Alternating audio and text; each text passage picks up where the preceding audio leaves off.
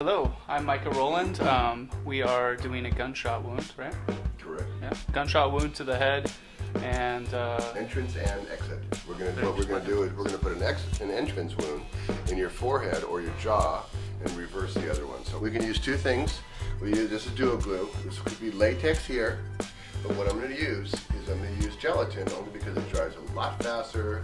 And this just shows how quick we can do this. It's a two-part silicone. There's all different name brands. That's their degree.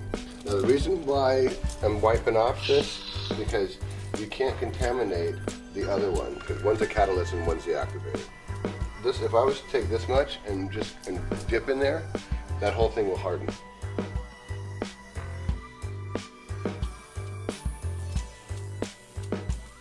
Now most important is you want to make sure you take these out and blend them really smooth.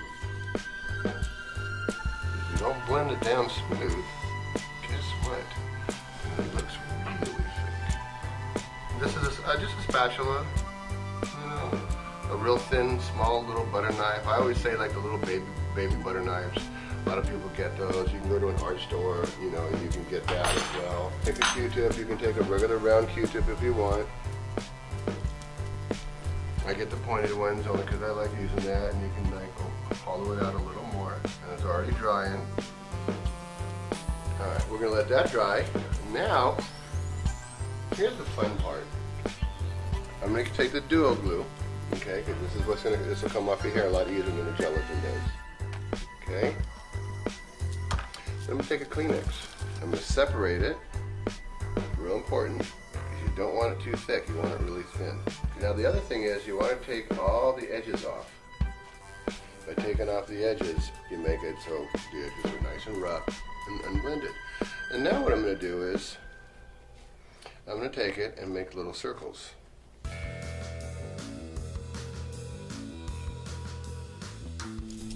And now what I'm going to do is I'm going to take a sponge, I'm going to put it right at your hair, all the way to your eyebrow. And you put it on so it's a little wet, okay? And then what I'm going to do is put this on. Now, you've got the little edges that are sticking out. You want that because that's what pops out and shows that the layers are all hanging out there, okay? That's what you want to show the layers eventually. And this is what we're going to glue to the hair, so the hair looks like it's been separated, and this is going to be skin. Now we're going to the next layer. Now I'm going to take this latex on there. I'm going to make it look a little rough on the edge, but I'm not going to touch this part because that needs to be as open as it can be for the hair that we're attaching to it. We're going to take another little circle and we're going to attach that as well. Usually about 3 or 4 circles. You can do it with one, but a good 2 or 3 is a lot better.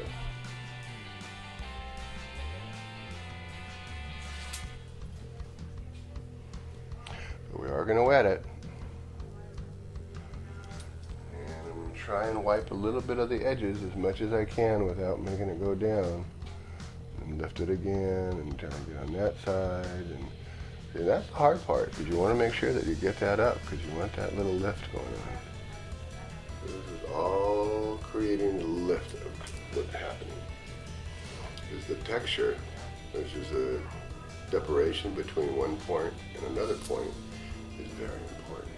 So now we take some back hair, which is textured wool. I'm just going to take a few little hairs here because this is going to be your eyebrows. This is going to be your hair. And by separating the crepe wool you can buy anywhere. They even sell this at Rite Aid. They sell it at Walgreens. And now again we get our glue, medical adhesive, because it's very strong. So now what I'm going to do is I am going to glue this on the outside, right here, and on the inside, because I'm putting hair here, so the separation as if your head got blown off in between. See? Because all that is going to be covered in blood, so it's going to look like it's been separated and it's inside your head, and it went right through it. Same thing here in your sideburns.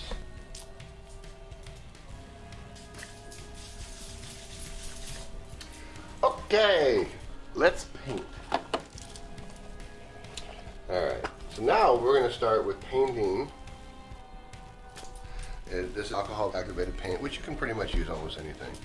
It doesn't have to be alcohol paint. These are the flesh tones. Always start lighter and then work your way up. I don't want to cover all the white because I want the white to pop out when it's bloody.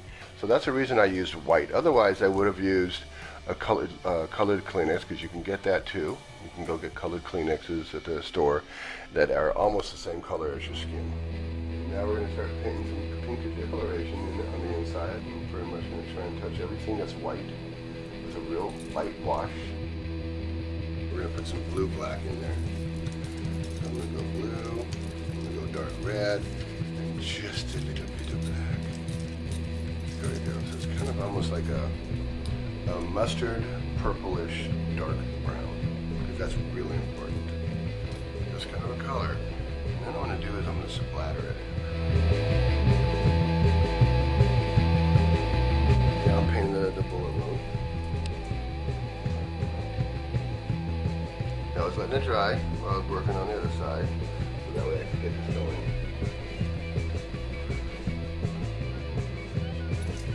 Put a little black in the center. Show us the depth. Put blood all over it.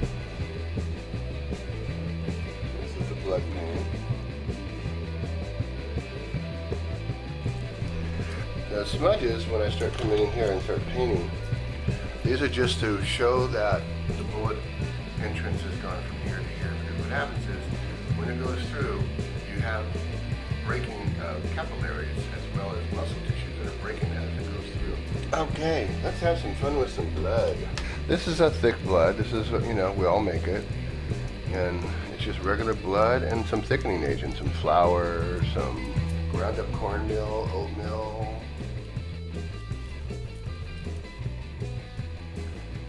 And here's that blood that we're going to put on the outside of your hair.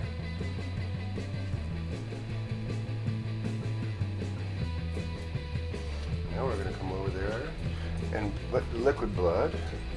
I love using little bottles because it's like putting a really fine brush on it. And you want to make sure you get it all over everything. Anything that's white has to be blooded out. The lift of it, the lift, down here, all over the hair, because you want to see the blood dripping in hair, because that's one of the grossest things you ever can see. You want to make sure to get underneath everything in here. You want to make sure you keep that lifted because you have to see texture. See the texture that's happening in there? That's the texture. One of the most important things in makeup is also understanding what can happen. Do your research. The bullet goes through and travels through the face, through the jawline, up to the cheekbones, through the nasolabial, through the sinus bone, temporalis, and splatters right out of the temple. Because it picks up everything as it expands, the bullet fragment goes out and eliminates everything that's in its way, which is right here, your head. It shatters the skull, opens everything up, and this is what you would look like if you got shot. Have a nice day.